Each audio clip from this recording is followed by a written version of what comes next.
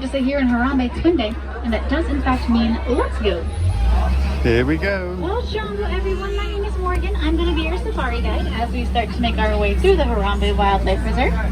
Now it does get very bumpy out here, so for everyone's safety, we do ask that you remain seated at all times with those hands, arms, feet, legs inside the truck, because unfortunately, if anything does fall out, we're not going to be able to immediately stop and retrieve it. First, and keep your eyes on that right-hand side. It looks like there is an okapi. It's just getting a snack from almost that center tree there.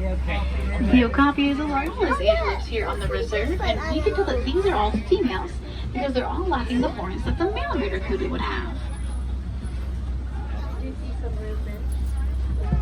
Slight clearing up ahead, a little up ahead here, so it makes it a little easier to see them all. But the bongos, they have the nickname the ghost of the forest, because as you can kind of tell, that coloration, it helps them blend in beautifully with their surroundings. And all of the bongos, both male and female, they all have horns on top of their tail. But let's see what all we can find hiding both in and out of the water here.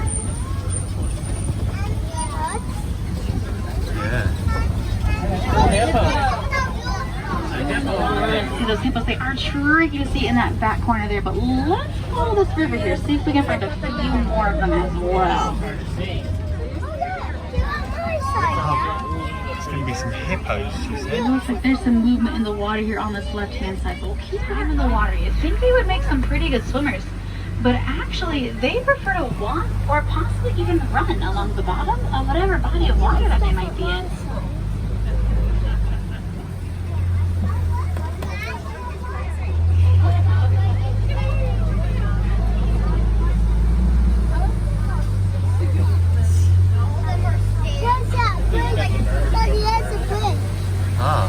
Whoa, that's on cool. this left-hand side, a little easier to see both in and out. Oh, look at crocodiles. Loads of them.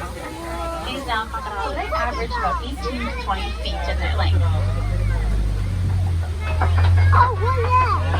That's it.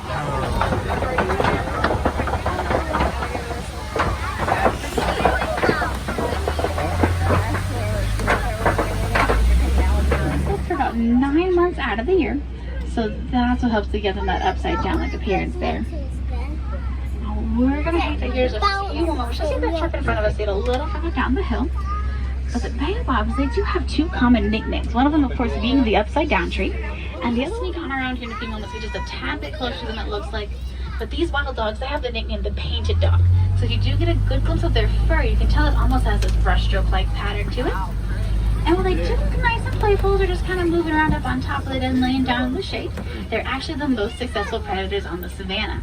They average a 90% success rate when catching their prey, whereas in comparison, lions, they only average about a 40% success rate.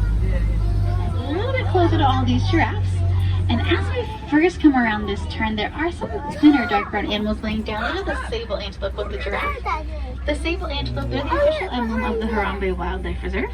So if you guys saw the silhouette of an animal while making your way in today, more than likely it was one of those sable antelope. And we'll sneak on up to a tiny bit closer. It looks like they're getting some snacks from all the trees. But as we are getting closer, make sure you take a good look at their pattern. You'll be able to tell these giraffes' pattern is a little more jagged, it's less defined than most patterns. So that's how we actually know that these are the subspecies of the Maasai giraffe that are currently over here on our left-hand side. Tiny, some of them, are aren't the they? younger giraffes as well on that left-hand side. And when giraffes are born, they're going to be about 6 foot tall at birth, so they're easily able to nurse from their mother. It's coming up, So you usually start walking within about the first hour of their birth as well. Oh, cool. We have gotten a little bit closer to all these wildebeest, and they are mostly staying still, but they're actually a very migratory animal.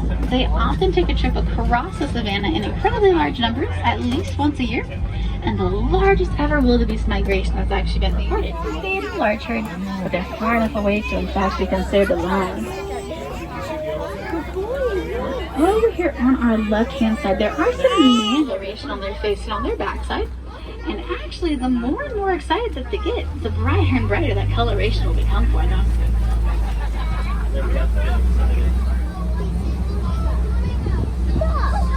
As we're around this corner, over here on our left-hand side, we are going to be circling some greater flamingos. They're these larger pink birds, and we'll get a brief view of those elephants a little further out on the left as well. Now, the greater flamingos, they're going to get that light pink coloration from the beta-carotene and the brine shrimp that they eat. And if you guys do ever happen to notice a flamingo standing on one leg, it's basically just temperature regulation for them. So kind of think of it like... It looks like there's another clearing on the other side, so we'll sneak on around, hopefully see them once again. But the white rhino, they get their name from the Afrikaans word "vijf," which means wide. So during almost 3 seconds, and while they reach those speeds quite quickly, they are just sprinters. So they're not going to be able to maintain those speeds for very long. What is it this As we're continuing forward here, if you didn't see that cheetah that we saw over here on the left-hand side, looks like there's another one up ahead here. Still on its side, so it might be just as tricky to see, but just about straight out from where we are right now. It's got its underbelly just a little bit better visible, but as we sneak down this hill, if you notice the small pile of logs, it's just to the left of it, so you might spy it laying down back on that left-hand side. Lions, they're going to spend a majority of their day pretty much like you see here. About 14 to 18 hours of their day is spent almost inactive. They do little rocks floating in there. Now the small dark brown animal, that's the bontebok that I mentioned. They've got those horns on top of their heads. And the early 19th century, the bontebok, they were hunted almost to extinction. But thanks to some great conservation efforts, they are back up to a more stable number in the wild. And it looks like there is another one back over here on this left-hand side as well. Now a little further back, almost near the bottom, sneak on around and see if we can get another great view on the other side as well. Now the oryx, it can go about 9 months without drinking water, and that's because it won't actually start to sweat until temperatures, they start to reach about 115 degrees Fahrenheit.